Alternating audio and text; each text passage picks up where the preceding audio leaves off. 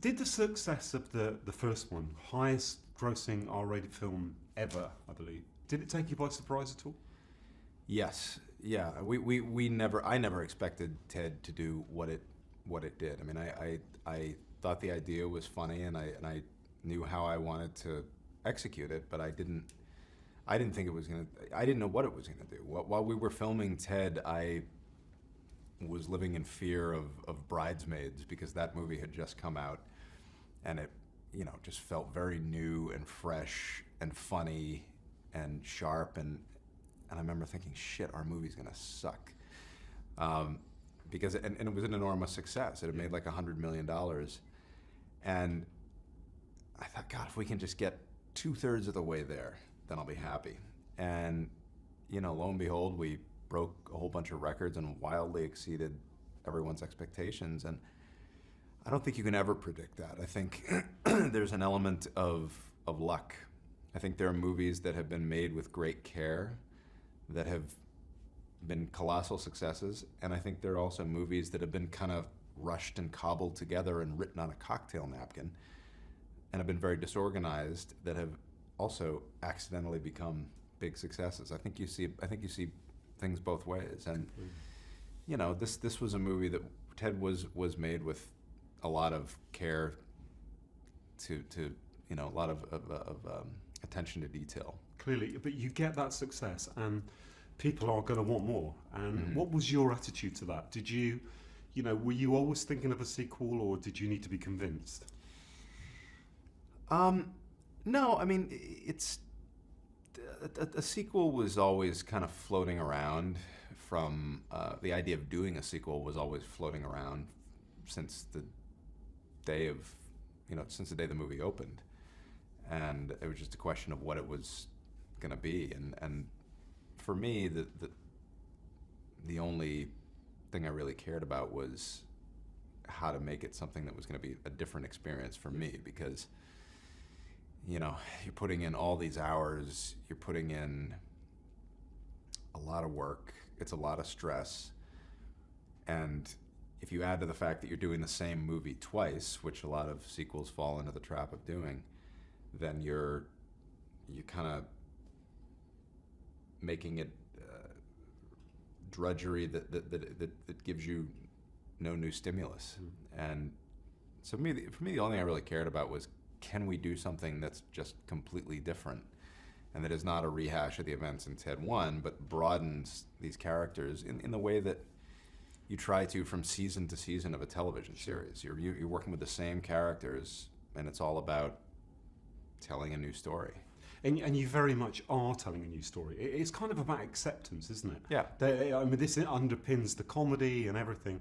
Could you tell us a little bit about that? Well, yeah. I mean, it's human beings, as inherently tribal as they are, always have a tendency to classify things, whether they know it or not, as us and them. Like, this is us and that's them, and we don't want them in our group, and we are different from them. And so much of Family Guy has been sort of a mockery of that, and I find that's here in the UK, they kind of get that. In the US, they're not quite tapping into that, and at least in the press, they tend to get very shocked and horrified and offended. And you come to the UK, and they're kind of getting what it is that we're. I think audiences get it back there, but every time some new type of individual or type of group enters into the discussion, there's always that initial thing. Well, do they get the same rights? Are they allowed in? Do we treat them the same as everyone else? I think you see in the States, you see it with things like gay marriage. Something that should be, to an evolved species, a no-brainer. Yeah, of course, come on in. And it's not. It's so hard to make that leap every time. And Amanda makes that point in her courtroom speech, that every civil rights battle, we're only able to recognize the injustice years after the fact. And when the next incident of injustice comes along, we're like, well, this is not that. this is you know the gay rights is different than rights for black people, and it's all the same. It's all the same part of your brain saying this is us and that's them, and that's sort of what this movie's about, I guess. I would imagine for you, it's extremely hard work making this film. As fun as it is for us to watch it, you're not only directing it, but you're Ted as well. What's it like day to day for you on set? Is it fun? Are there moments when you can kind of have a laugh along with what you're doing? Yeah, you know, the schedule of movie making, this was particularly arduous for me because I had just, you know, generally there's a break in between. I had finished doing A Million Ways to Die in the West. It went right into Ted 2, which I think if I ever do that again, or if I ever try to do that again, shoot me in the head. It's a lot of work, and so oftentimes, you know, it is fun, but you're also under such pressure with a filmmaking schedule because there's so much money at stake, and every minute of filmmaking is so expensive that it's like you're working with a gun to your head the whole time. So, you know, some filmmakers find ways to get around that. I mean, people like Clint Eastwood will lock into this thing of, okay, we're only doing this amount of hours, we're not going to kill ourselves, we're going to keep this an enjoyable experience, and I do respect that. I haven't yet figured out how to do that myself, but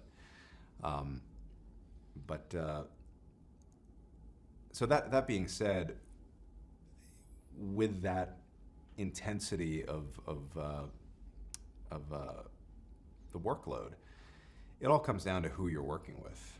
And you know, if you have a no assholes policy, you're probably going to be okay even if you're doing crazy hours. And you know, with Mark and Amanda and Jessica and the whole crew, and you know, it's a great bunch, and that made it a lot easier. There are many standout scenes, but I have to mention two that just blew me away. The Busby Berkeley kind of style opening sequence.